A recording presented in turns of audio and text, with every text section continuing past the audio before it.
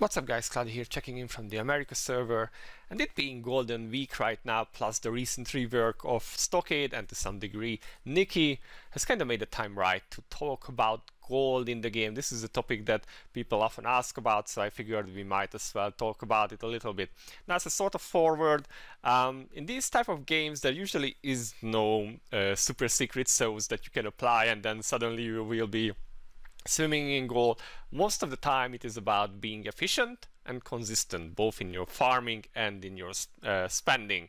For instance, to give you a concrete example, you could buy extra perk pages for your heroes that you often switch around for 250 rubies per character.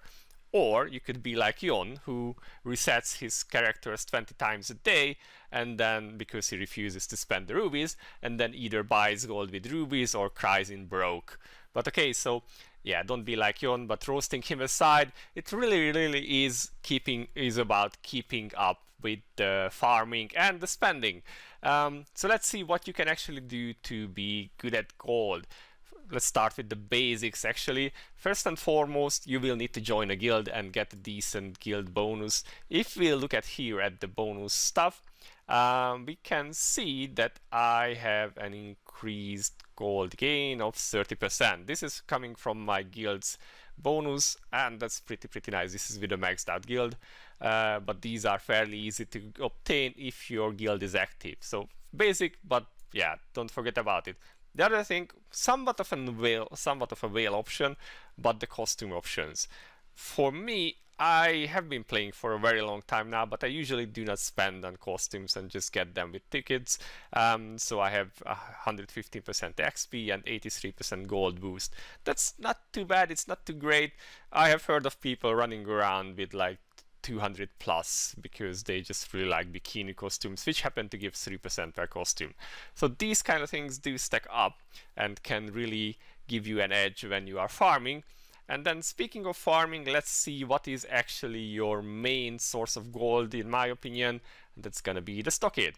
Now right now, if you do this every day, let's just enable first the event buff, which we're gonna have to do. I mean under etc, etc. Let's enable these. You can use these 3 times a day, but you only really farm Stockade once, so you only need them once. I usually do them together. So let's see Stockade. If you go in there and clear stage 6, now the base bonus should be 3 million gold, and if you have Nikki, you can do this 3 times a day. Plus you have 9 chests, which will also give you quite a nice amount of gold, each of these. So Stockade in itself is a pretty good way to gain gold. Let's run through these and see how many we get with the basic hot time buff and my costume buffs. So let's just get through that real quick, see how much we get from it. So you can see after clearing that with my costume buffs and the guild buff and the hot time bonus, that bonus went up to 237%. So we got a bit around 10 million gold out of this one run as Stockade. And of course we got the chest, which is also a pretty nice amount of gold. Now if we go to our inventory and the consumables tab, then we can find items called boosters. These can be earned from like missions and events, so they are kinda accumulating in your inventory if you are not using them. And these can be combined with your hot time bonus and with your other bonuses to gold gain. So there is one, this is fairly common, that gives you 100% extra gold gain for 1 hour. And there is one that gives you 1 day gold boost or a 1 week gold boost. Now the 1 week and the 1 day gold booster do not stack. If you have a 1 week one, a weekly one, or 7 days one enabled, then using one will just extend the duration of that. So the bonus from them does not stack, but they do stack with this one. So let's just use like this one.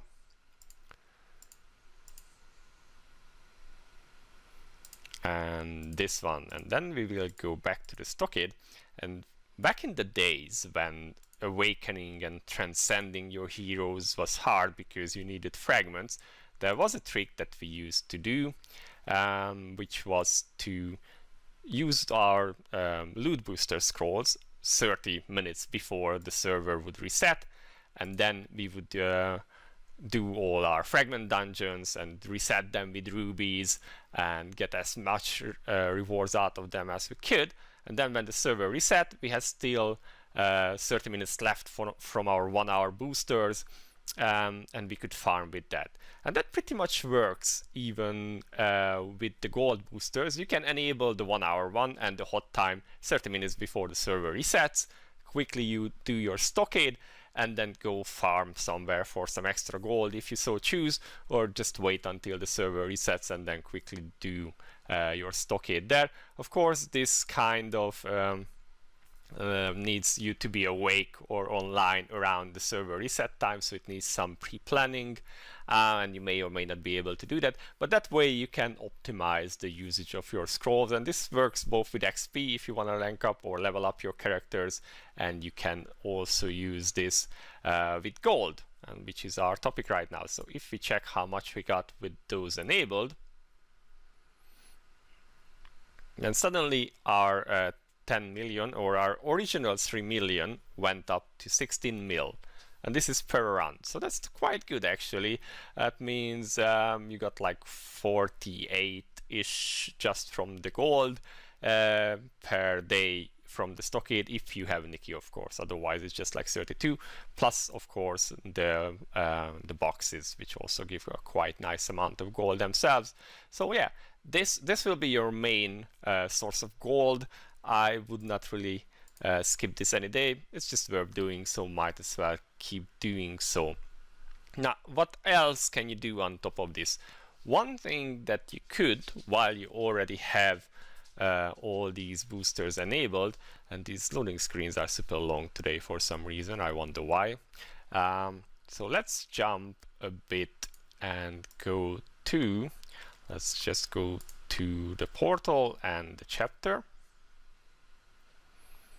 Because all the stages that you can do if Castle decides to stop running. So if you go to the chapter and let me find where I was last time. Okay, so it was actually in chapter 9 where you have this boss, which I always want to say Kibera, but it's Kiberoid or something. And this boss can give you anywhere from 46,000 to 69. That's already a good number. And this will cost you 54 stamina. Now, when I was testing, just with my normal guild buff, costume buff, and the hot time, doing this run once would give me around 211k gold, plus around 50k if I sold all the drops that I got on top of that, which is not too bad, because if you are already running the gold boosters, then once your stockade entries are out, you can just come here and farm it away if you really need some extra gold. If you consider spending 10k stamina, which I do not recommend here, but just let's play with the numbers, that should be around 44 million gold from this, but you wouldn't really want to do that. It's just something you can do, like if you have some spare stamina and you are waiting for the server reset, plus you already have popped your gold boosters, you might as well spend some here if you really do need the gold. But that's like up to you really. It's just depends how much you want to optimize. Now next up we are traveling back to Orville, so let's just drop there real quick. And now that we are back here in Orville, we are gonna visit everyone's favorite Jin and his shop, because this is also something new that they added. If you scroll down here, you can buy fancy stardust, special stardust, and legendary stardust. Now all of these dustings you can buy for raid coins, as you can see, and these can be sold for 50 gold per piece, which doesn't sound too bad, or like it doesn't sound too much. But if you consider that a stage 6 Excalon right now, or any other TM raid right now, there is an event going on, so doing stage 6 is like 105 stamina. That will give you 12k dragon coins, which translates into buying 3,000 of these. You can buy all of these cells for 50 each, so you can just buy the blue one, and then if you buy 3,000 of these, that should give you 150k gold, which is quite nice.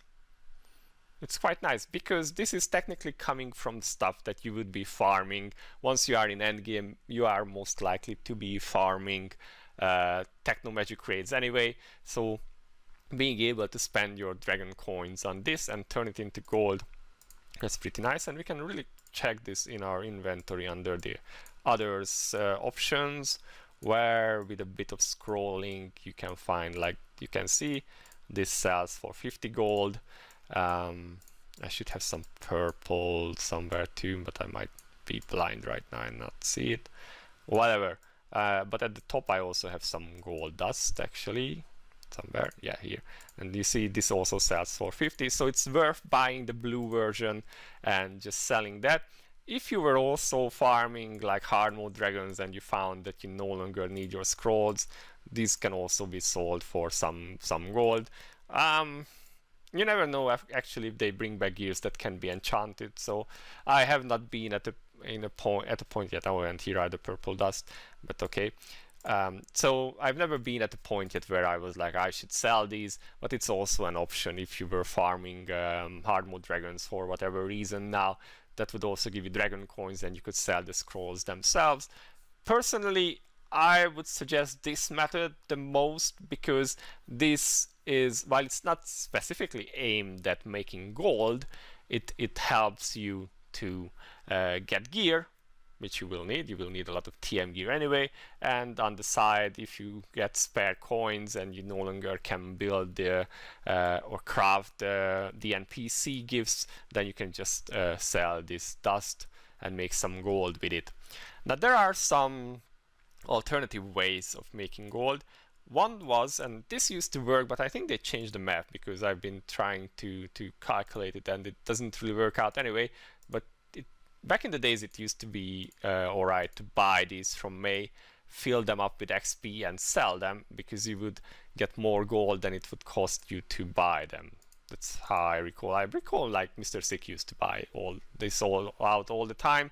But I think they changed the math on that, because right now if I check it, they no longer it's no longer worth to actually buy them. But regardless, you still get a lot of these from like the dailies and stuff, and you can still decide to sell them if you no longer want to. Well, that's interesting. Lol, nice number. Don't give me negative, please. But if I just sell one, that's 6k. So yeah, you can sell them if you no longer have heroes that need to be leveled up. Now keep in mind that I often see people who do not level up the heroes that they don't use, but if you have everyone you use already at max level, you can just slap them into the Stockade and level them up too, because remember, you get class buffs or points for the class buffs whenever you level up a character. So I think even the ones you don't really care about, you should actually level up and only start accumulating or filling up flasks when you are done with that. Of course, if you no longer have like cursed flasks, then you can equip these on your heroes when you are like farming TM or whatever, and then you will have a number of these filled flasks, which you can sell off if you so decide. That's also a source of gold. Not too much, but like you can get some out of it. Now, moving on from there, one other source of gold is the Talisha Dungeon. Opening this, if you do not have Talisha, will cost you 200 rubies, and will open the dungeon for 3 hours. And in that 3 hours, you can spend anywhere between 10 to 20,000 stamina, depending if there is an event, which will get you around 120 million gold, which doesn't sound. I mean, 120 million gold is quite nice. It's useful, especially when you are going for soul weapon upgrades. But I don't really think it's really worth, because 10k stamina, even during the event, is actually a lot. And if I was already burning that, I would rather just go for the ethers. I think that's a lot more worth. So You can get some gold out of it, maybe even more than what I got, but I wouldn't really bother with this one. I've never felt desperate enough to be going for this.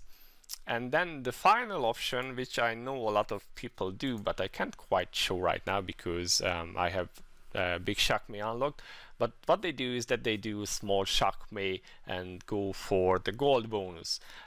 If you can do stage 9 Shakme, Devourer Shakme, so the small one, that will give you around 15.5 million gold per entry, and you get 3 keys a day, so that should give you 46 million gold, which is actually not too bad.